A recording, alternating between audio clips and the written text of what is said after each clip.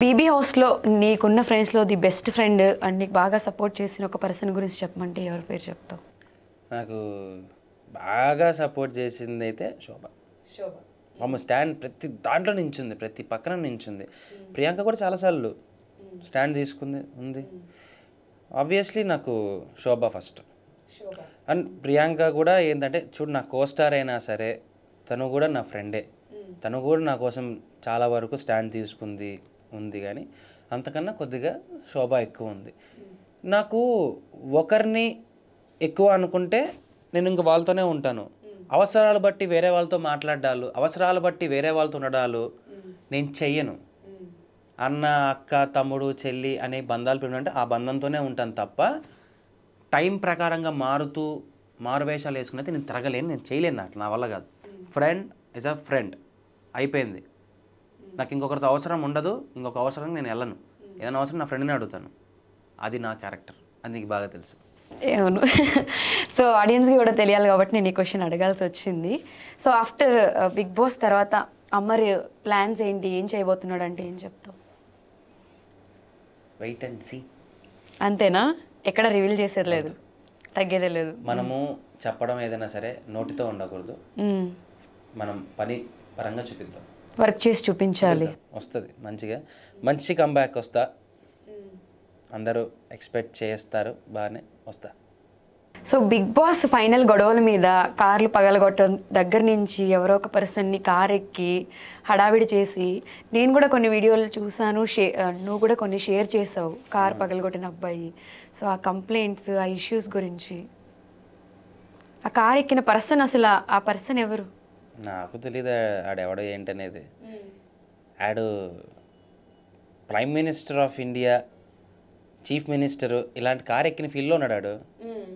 So ఓకేరా, I'm happy. నన్ను prime minister, chief minister చేశారనమాట. అలాగే ఇవన్నీ పెయిడ్ బ్యాచ్లమ్మా, తాగేసి నోటుకి బిర్యానీకి వచ్చిన వాళ్ళు. నేను చూశాను వీడియోస్, పెట్రోల్ క్యాన్స్ అవన్నీ తీసుకొని వచ్చినారు అని వీడియోస్ అన్నీ చూపించారు నాకు. నేను అన్నీ చూసే ఓకే.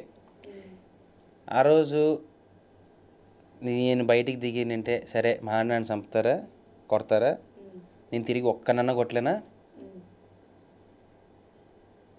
ఆ యాంగిల్ని వద్దులే దాని గురించి. అంటే అసలు నువ్వు ఎక్స్పెక్ట్ చేసావా అలా జనాలు అంటే ఏదో తప్పు చేసిన వాళ్ళు భయపడినట్టు నిన్ను వెనక నుంచి పంపించేయడము, ఫాస్ట్గా వెనక వెళ్ళిపోవడం? నుంచి ఏం పంపించలేదు, ముందు నుంచే పంపించారు. ముందు నుంచే బయటకు వచ్చాను. నన్ను నేను దాక్కోవాల్సినంత తప్పు నేనైతే ఏం చేయలేదు. బిగ్ బాస్లో గేమ్ ఆడాను.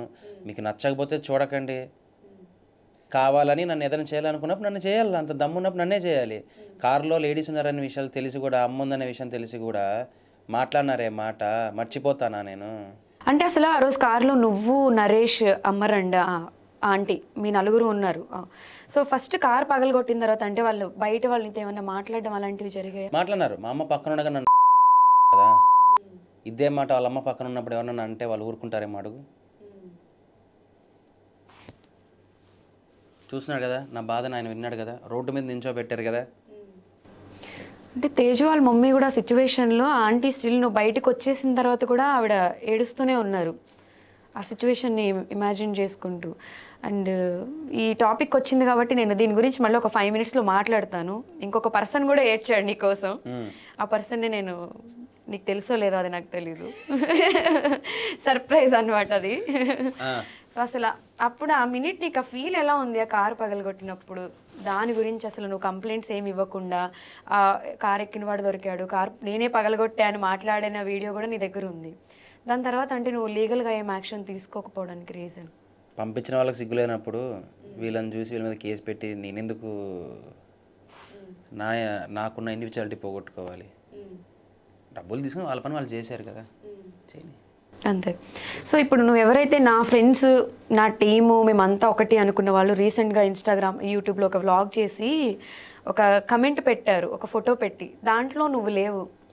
అదేంటో నువ్వు కూడా చూసే ఉంటావు, నేను నేమ్ మెన్షన్ చేయను. సో దాని గురించి ఏం చెప్తావు? అంటే నువ్వు ఎంతో సపోర్ట్. పక్కవాడి ట్యాగులు, పక్కవాడికి మంచి పేరుంది. కొందరిని వాడుకుంటే మనం పాజిటివ్ అవుతాము, కొందరిని పెట్టుకుని నెగిటివ్ అయిపోతాము. అనే వాళ్ళకి నేనేం చెప్పలేను. నేను అలా ఎప్పుడూ లేను, అలా ఉండలేను. నన్ను పెట్టుకుంటే నెగిటివిటీ అవుతుంది అనుకుంటే నో ప్రాబ్లం. కానీ ఎవడినో వాడుకొని పైకి రావాలి అనుకోవడం మాత్రం ఎక్కువ రోజులు జరగని పని. అది ఎక్కువ రోజులు జరగని పని. పక్క వాళ్ళని వాడుకుంటే రిజల్ట్ ఎలా ఉంటుందనేది ఎక్స్పెక్టేషన్స్ మారిపోతాయి. అలాంటి ఒక రిజల్ట్ నాకు అసలు అవసరం కూడా లేదు. నా ఇండివిజువాలిటీ నాకు ఉండాలి, నాకు నేను కనపడాలి.